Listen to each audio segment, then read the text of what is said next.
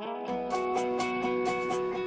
Life in the Park, New York Times columnist Thomas Friedman returned to Park High. The emerald ash borer threatens city trees, and it's almost Parktacular time in the park. These stories and more on this edition of Life in the Park. Welcome to this final edition of Life in the Park. I'm Scott Smith. New York Times columnist Thomas Friedman was in town and spoke on writing for the New York Times, but always looking for Minnesota at St. Louis Park High School on May 21st.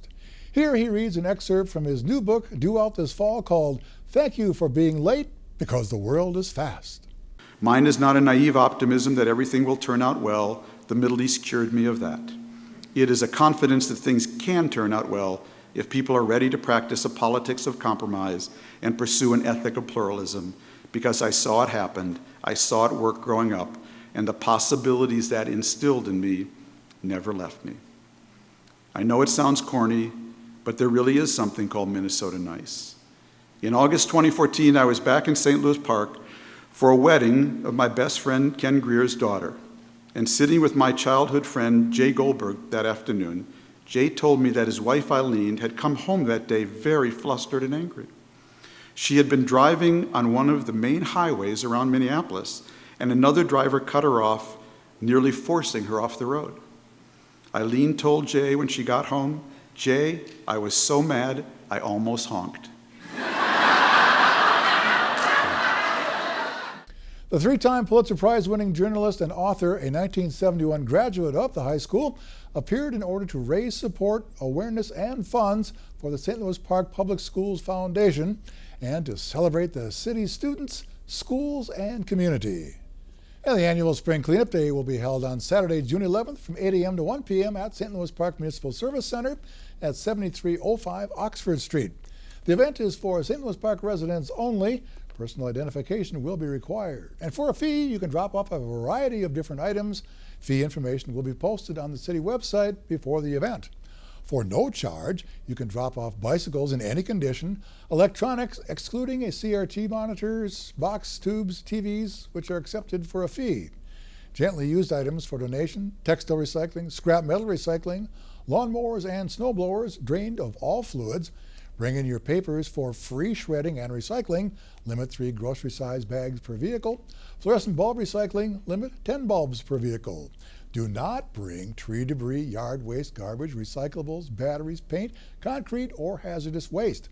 Household hazardous waste can be brought to Hennepin County's drop-off facilities or to the Household Hazardous Waste Collection event on June 16th through the 18th at St. Louis Park Middle School. Visit hennepincounty.us/drop-offs or call 612-348-3777 for locations and information. In St. Louis Park, organics recycling pays, literally. Have you heard about the city's organics recycling program, which collects food scraps and other organic material for composting? The city is offering 2 free quarters, a $20 value, to the first 1,000 new customers who sign up for organics recycling. Plus, existing customers receive 1 free quarter for each new customer they refer that signs up. Sign up today by visiting slpmn.us/organics or call utility billing at 952-924-2111. For details about the program, visit stlouispark.org or call 952-924-2187. The city also has a limited supply of high-quality compost from the organics recycling program. It's available for free. This compost is located at the brush drop-off site, 2501 Edgewood Avenue South, at the intersection of Cedar Lake Road and Colorado Avenue. Make sure to go past the entrance gate to get this high-quality compost.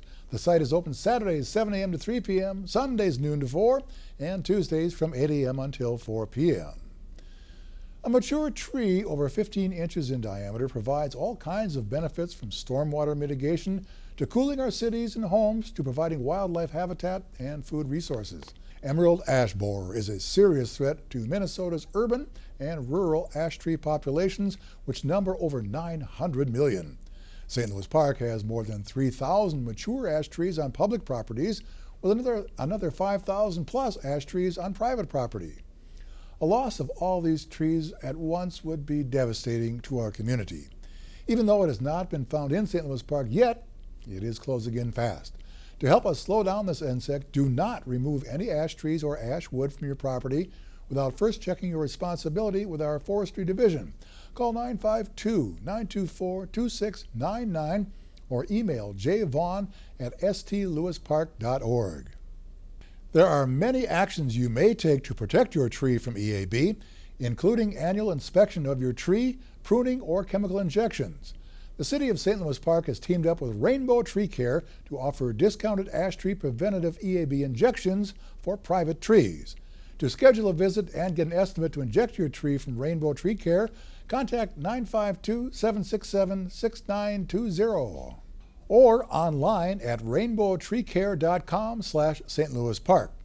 As a service to its residents upon request, the city will inspect your trees at no cost for any concerns you may have. To schedule an appointment, contact Jay Zimmerman at stlouispark.org or call Gene at 952-924-2562.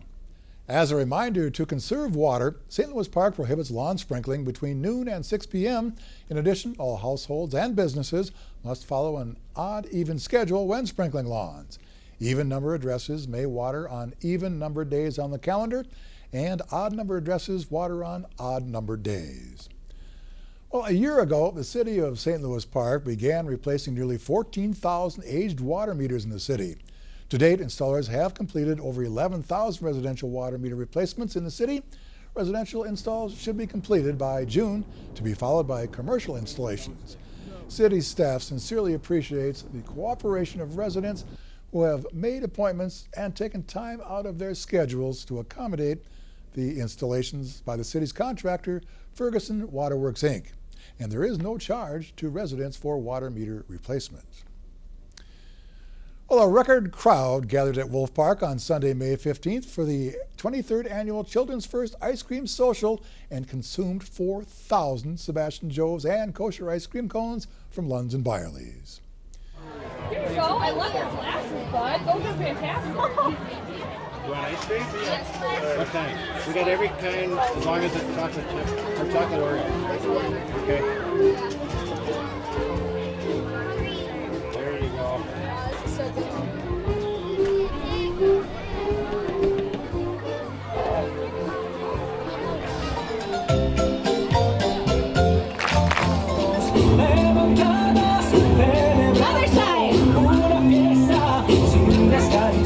Many thanks to numerous volunteers who made the 23rd Annual Children's First Ice Cream Social another enormous success. People may have come for the ice cream, but they stayed for the entertainment, kids' garage sale, and interactive activities. St. Louis Park Public Schools Superintendent Rob Metz and the entire St. Louis Park Public Schools School Board invite you to a celebration of the district's 125th anniversary. That'll be on Monday, June 13th, 5:30 to 7:30 p.m.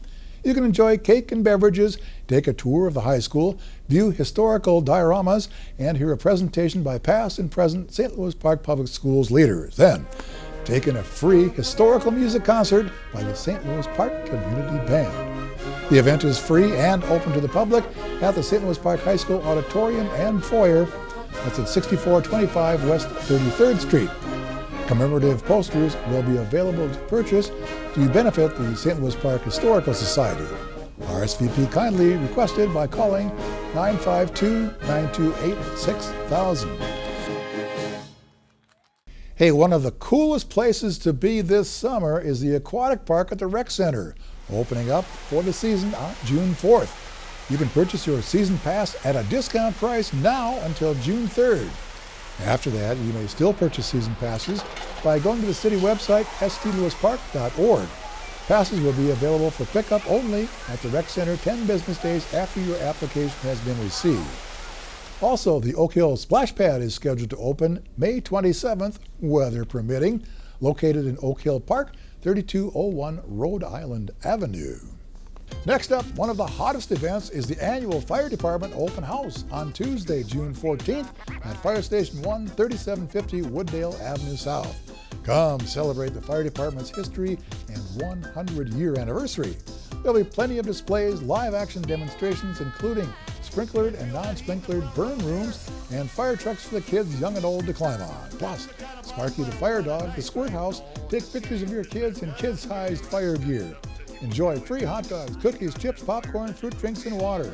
It's all on June 14th, 5:30 to 8:30 p.m. at Fire Station 1, 3750 Wooddale Avenue South.